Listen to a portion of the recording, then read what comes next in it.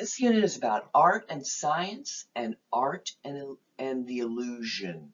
Okay, you wouldn't think science, which seems to be very logical and methodical sort of thinking, and art would be linked, but it is in a lot of different ways. First comes astronomy. A lot of ancient cultures relied on astronomy and used it in their artwork. This, of course, this would be Aztec. And when it would installed on the side of a large temple, it would have been brightly colored and painted. This is the part of their is the complete calendar of seasons and time frame, and it's all based on the movement of the sun and moon and planets. Okay, and so that's astrology in art, or astronomy in art. Or sometimes art is used to record or celebrate science, like scientific achievements. This is by Joseph Wright of Derby, an experiment on a bird in the air pump.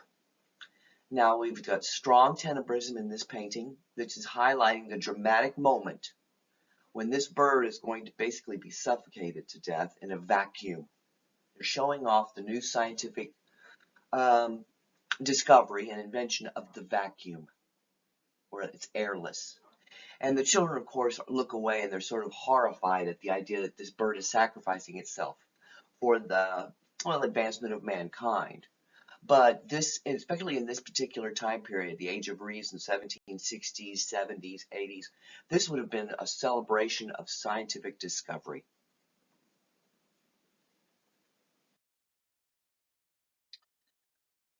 Cannot talk about, especially 20th and 21st century art and science, and not see the direct connection between technology and creating art. This trailer here that I'm not going to show you, but you can watch, is a trailer from the movie 2001: A Space Odyssey, which was actually released before we even landed on the moon, done without computers. It's incredible, and it's considered the best film of all time. I think the second best, next to Citizen Kane, because of its spectacular visuals of deep space and space exploration, and what rockets and spaceships would look like in the future. Okay. Technology and art is going to come into play definitely when you think about films like Star Wars, the first one, the real original one in 1976 that I saw in the movie theater. That was leap years of technology was used to create the illusion of that look of that film. This piece, I don't know if it's really art as much as it's, using a technology to create art. This actually is an actual pin, like a needle. And in it, on 1 grain of rice, this gentleman has carved on 1 grain of rice the Statue of Liberty and painted it and put it on there.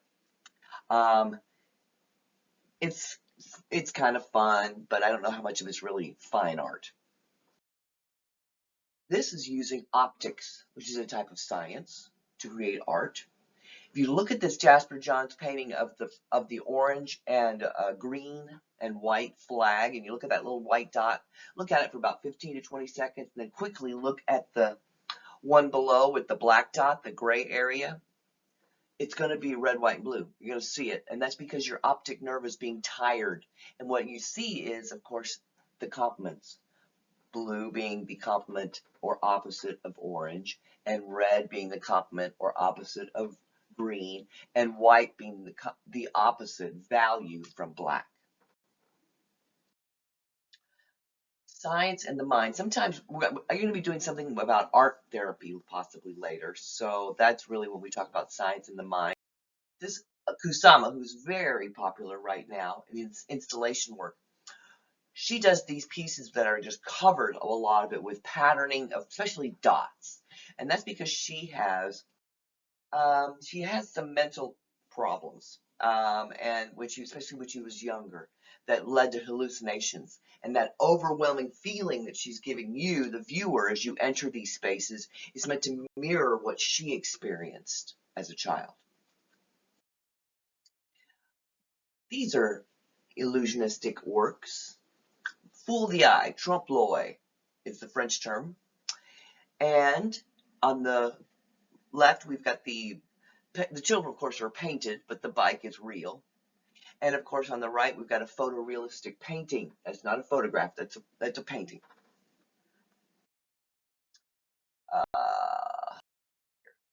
This is something from 1886 called the Old Violin.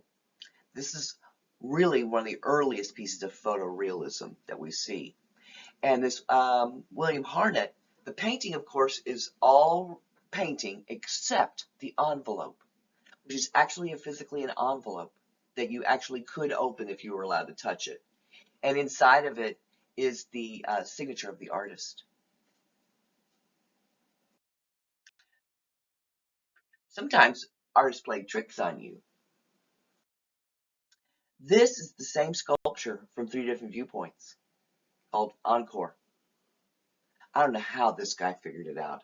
I really don't. I mean, this just blows my mind. And that's part of the fun of it, is the trickery of it. Or this Ron Mueck. He was at the Museum of Fine Arts here in Houston about, I want to say, post-Harvey, in that time period, 2017, 2018.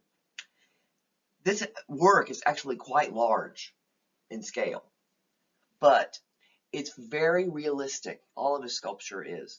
And if you actually were allowed to touch this sculpture, the skin would actually give like real skin. It's a mixed media work, yeah.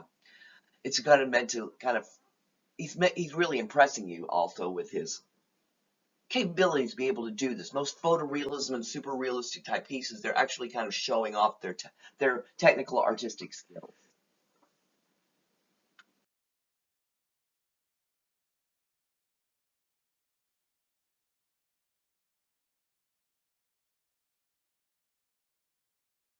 Here's something from this direction has to actually be this long, and that's using trickery. It's called anamorphism. Okay, you'll see it in, oh God, there's a piece by Hans Holbein that's the same sort of thing. Or if you look at the painting from one direction, you see something, but when you go to the other side of the painting and look at it from another direction, you see something else.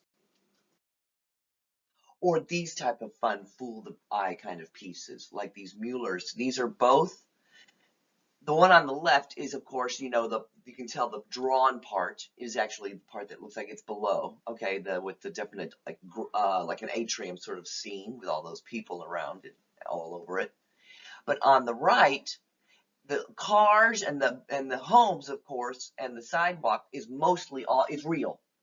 But what isn't real is the water and all that broken looking like rock like cliff face on both sides. It's totally fun, but when you see it, you go, oh my God. Anyway,